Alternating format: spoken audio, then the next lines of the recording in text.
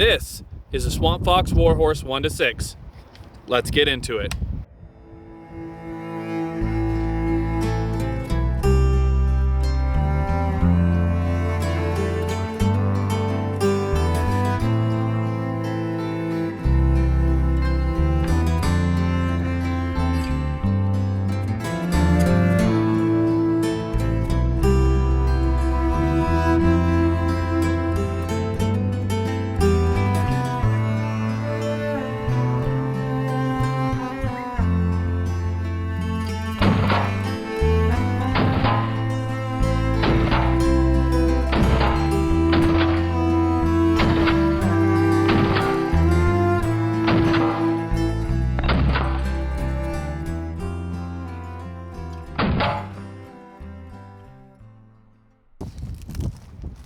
All right, so let's talk about some of the features on this. This is the mil variant of this scope.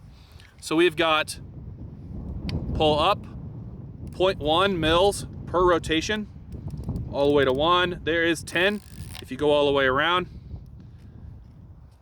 Basically set that where you want to set it, pop it down, it locks, doesn't go anywhere. It's got 12 illumination settings with off settings in between each one, which is really nice. I'm a big fan of that. I hate having to go all the way around. It's dumb, but whatever. The windage is capped. Some people like them not capped, some people like them capped. Pull this guy off of here. Same thing, the 0.1 mil rotations on that guy all the way around. We've got a fixed parallax at 100 yards, 43.5 max elevation of adjustment in this guy. Takes a 2032 battery. It's a Dragon Mill reticle. We'll put a little picture up in the corner of what the reticle looks like. It's kind of a cool reticle, being as it's a first focal plane scope. When you're zoomed out to 1, it gives you a nice point of reference to really get your targets in focus and centered. We'll do a little shooting up close a little bit later on. You kind of see that. And then at 6, you can really dial this thing up, and that reticle gets big and it has a lot of usable information on it. This scope comes in at 23.3 ounces. And the MSRP on that, we'll put this up on the screen as of their website when this video comes out. But you can find this on Optics Planet. You can find this on various websites. Shop around, you can find a good price. I'm sure you can get some of these used. They seem pretty decent, they seem pretty tough. It seemed like a pretty decent scope for the price, for what you're getting, especially first focal plane in an LPVO like this. So that's enough talking for now. All right, we're down here at the short range. We're gonna do a little up close and personal on the 1X of these. Being as it's a first focal plane, it's an LPVO, we'll kind of cross over with everything. Target set up here at about 20 yards. We're gonna do a couple hits on each. We'll time it with the timer. Just to see how transferring between targets is with this optic, being a first focal plane and an LPVO.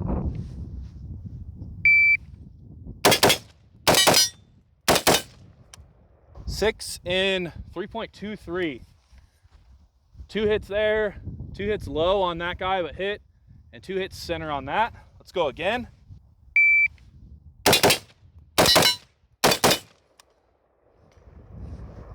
Two hits, little left on that. Low again on that guy. Actually, it looks like high, head, shoulder, and 1 in the center, 1 on the right on that guy.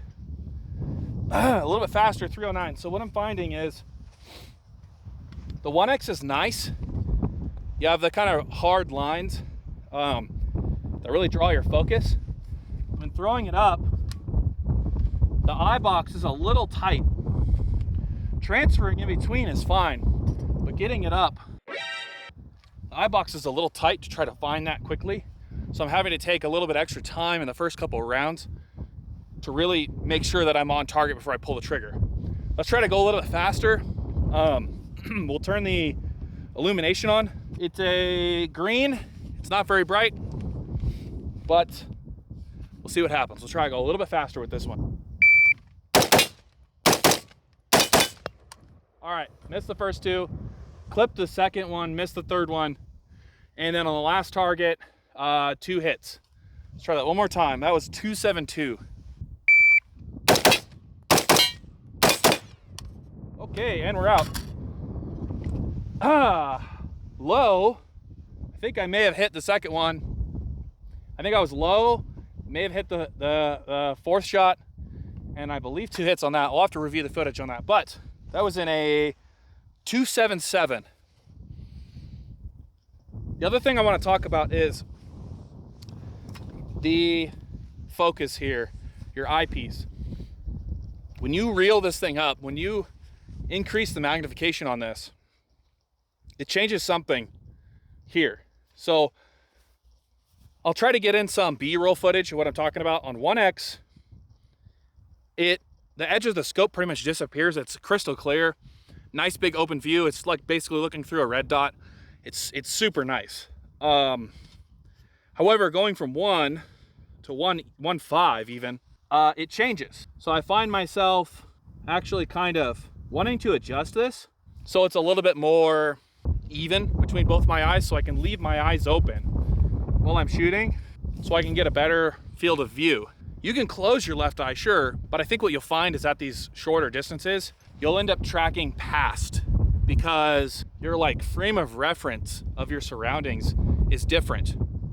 You're not used to shooting with one eye closed, probably for most people running red dots or EOTechs or something. So I think it would probably be a little bit more difficult. Okay, well, I think as long as you have your eyepiece set correctly. Oh Lord.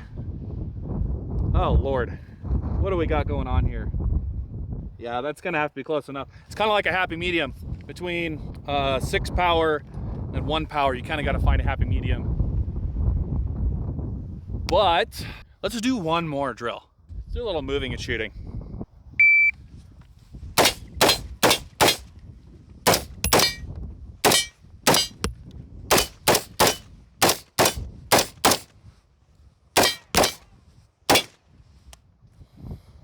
That wasn't terrible. It's definitely doable. It bounces around a little bit, but those thick lines on the outside of the scope, they kind of keep you centered. They kind of keep you like centered on the target.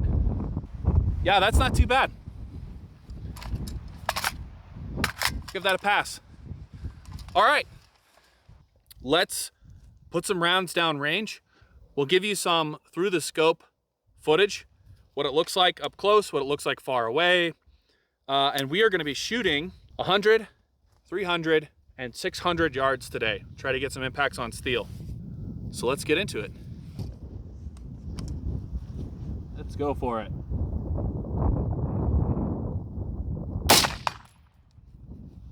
Hit. Hit. Those look all stacked pretty well together. All right, that's pretty easy. Let's go for the head. Hit, dead center. Right on. All right, let's, that's super easy. Let's move out to 300. This is a 100-yard zero. Normally I would do a 36-yard zero, but out of the efforts to try to keep this video as short as possible, we did a quick 100-yard. Okay, first shot's at 300. I'm gonna try to use the reticle on this as much as possible. Try to walk these shots in.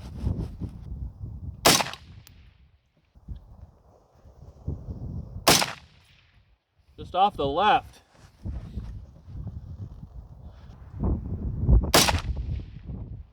Oh, there's a hit. Yeah, I'm holding about a 1/2 mil right for the wind today. Okay, and that was right on the 1 mil drop in the scope. So that is perfect. Hit.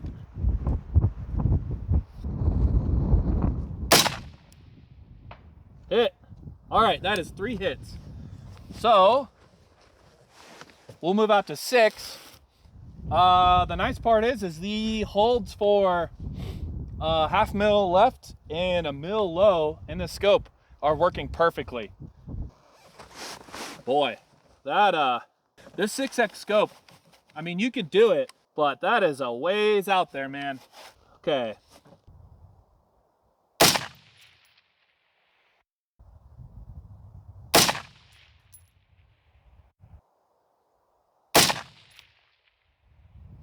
Boy. 3.5 mils left. Or right, I mean. We are reaching the limitations of the left and right out of this reticle. I gotta grab some ammo.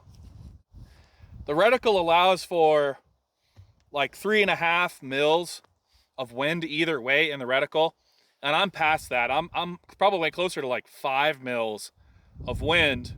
I do have plenty of drop. I'm at 5 mils of drop right now, and I think there's another mil below that. So what I'm gonna do, since I'm closer to that 5 mils of wind, I'm actually going to dial this over to make it a little bit easier. I'm gonna go 2 mils and then I'll hold so we can still kind of use the reticle. But that is something you'll find with LPVOs often, is there are give and takes. Don't really have all of the features that like a long range precision scope does, but we are getting really close. So especially on a super windy day. So I'm gonna grab some more ammo. We'll dial this over 2 mils and then see if we can get a hit on that steel at 6.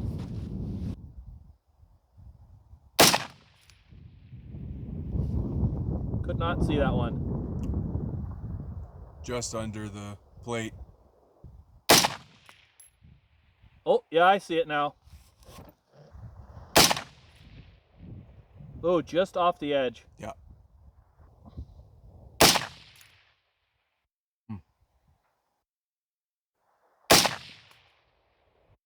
We are dancing all around this.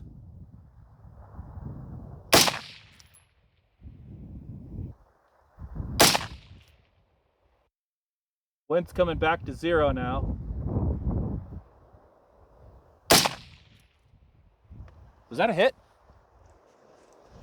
I didn't see any dust fly. I think there may have been a hit right on the bottom of the plate. Try another one with that hold. I can see a black mark on it. Yeah, that was a hit. Yeah.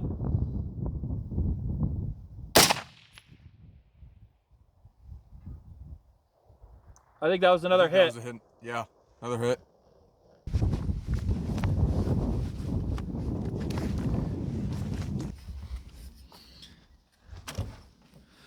All right, guys, so we were able to get hits out to 6, which is great. I want to talk about one of the downsides of LPVOs, and they're kind of a great universal, but they do have some drawbacks. So some of the drawbacks being, especially when shooting at longer distances like this, LPVOs are a fixed parallax, which means at 100 yards, if you move your head around in the scope at all, it's not really going to matter that much because it's set for 100 yards. Now, once you start getting under and over that, anytime that you move your head in the eye box, it's going to change basically where you're perceiving your bullet is going to hit. So you may have your crosshairs right on the target, but you move your head just a little bit left or right, and all of a sudden you're off this side or off that side or high or low. LPVOs are kind of notorious for having fixed parallaxes. So as long as you know that going into it, you got to have a really good cheek well. You got to be looking straight down the center. You'll do all right. Now, we were able to make hits out of 600. It is possible. It is doable. This scope has clear enough glass to do it. The reticle is usable enough to see my hits, my misses, and be able to adjust for that. And being as I can adjust here and here and use the reticle in conjunction, made that relatively easy and straightforward. But let's compare real quick the SwampFox warhorse to another SwampFox that I have on another gun of mine and see what you're getting for the extra money of the warhorse. Let's go grab that. All right, so some of you guys might recognize this. This is one of my previous builds. This is my 13.9. Some things have changed. One of them is this scope right here. So I did have a SwampFox on it before. This is their Arrowhead. The other one was also an Arrowhead. but it was a different reticle. They came out with this reticle, and I like this a lot more. But the point of this is we're going to compare it. This is a second focal plane. The other one's a warhorse, which is their next line up, in a first focal plane. So we're going to see, what are you actually getting for more money? Because this is a couple $100, I believe, less than the warhorse. So should you go extra 200 bucks and get their next lineup of scope? Is this one roughly the same? Is there glass quality difference? So what are you getting for the extra $200 for the warhorse over their line down the arrowhead? We're gonna do the same thing. We're gonna shoot at 100, 300, and 600, see how easy that is, see how everything kind of tracks, if the reticle's good, and then we'll wrap this thing up. Also, it's starting to snow, so we are gonna be frozen pretty soon. So let's do this. Okay, 100-yard target.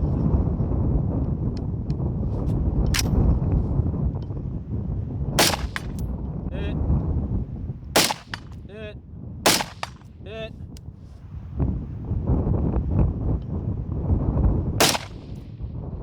Just off to the left, I'll hold a full mill.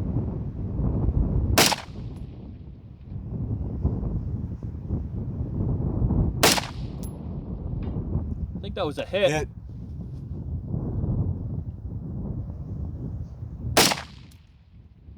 Hit.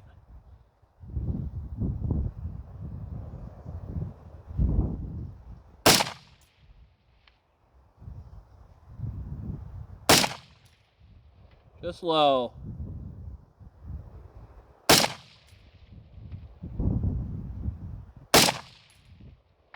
Hit. There we go. All right, so I had about 1.5 mil of right hold to clear for the wind, and then it came back down to about 0.5 mil. So 300 yards, it's not too bad. The glass on the other one is a little bit easier to see your misses, but so far not too bad. All right, 600 yards, second focal plane, arrowhead. Let's see what we can do. The image was a little clearer on the other scope. The eye relief on this one is a little bit better. Okay, elevation was all right. We're about 5 mils of wind left.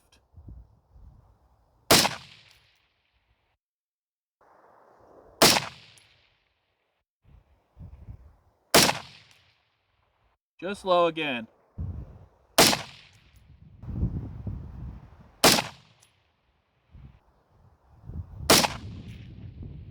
Ooh, just over the shoulder.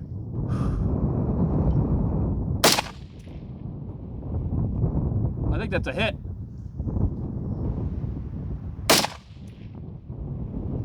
That's a hit. And that's a hit. Now that we've shot both, the SwampFox Warhorse 1-6, the SwampFox Arrowhead 1-6, is it worth the extra couple $100? I think so. For the reason of, it's a first focal plane. I'm always a big fan of first focal plane. It's just easier to use in my opinion. It's got a decent 1x. You can use it for up close stuff. Second focal plane works great too. This has a little bit better glass. This has, I think, a better reticle. If SwampFox put this reticle and this scope, maybe with some thick lines like this one has, I think it would be probably one of the ultimate 1-6 LPVOs. They both performed very similar out to range. You know, and I'm not a super great long range shooter. I've had my good shots and I've had a lot of bad shots. All the time. Every of the time. But a good scope makes it easy. The glass clarity in this is great, all the way up to 6. You do have to mess with the eyepiece a little bit. I will say that's its biggest downfall is up close, you kind of have to mess with the eyepiece and find like a sweet spot where the up close doesn't bother you as much and out far it's in focus. So I would say if they could figure out how to do the eyepiece where no matter if you're on 1 or on 6, things are in focus perfectly, and offer a couple more reticle options in this, it would be probably one of the best LPVOs on the market, especially for the money. I mean, to get something like a Vortex or a Leopold or a Night Force, like, you're never going to get close to the price point of this thing. That's just not going to happen. And I think that a lot of those other companies make great products, just not, they don't offer as much as this does. That being said, thank you for watching. If you want to see more of this rifle, if you want to see more of this content where we come out here, we shoot at some distance, we have a little bit of fun, like, subscribe, get down in the comments, tell us what you want to see, tell us if there's anything we missed, and I will see you guys next time. I'm your ambassador to freedom. This has been Independence Arms. Thank you for watching. Ready? Yeah.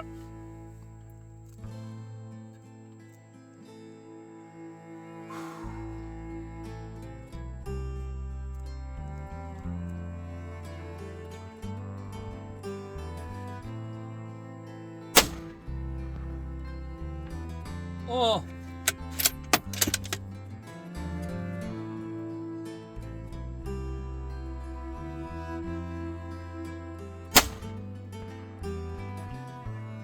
Dude, I'm right underneath it. I can see the bullet fucking fly out there.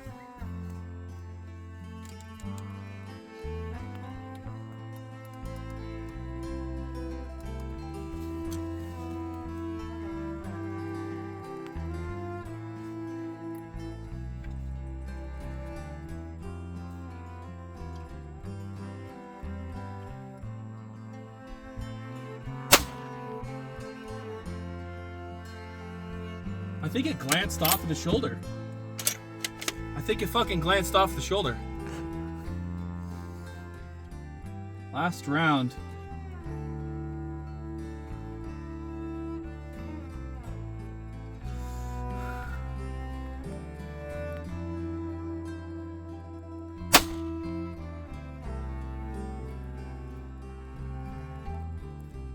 I'm 6 inches right and 6 inches low.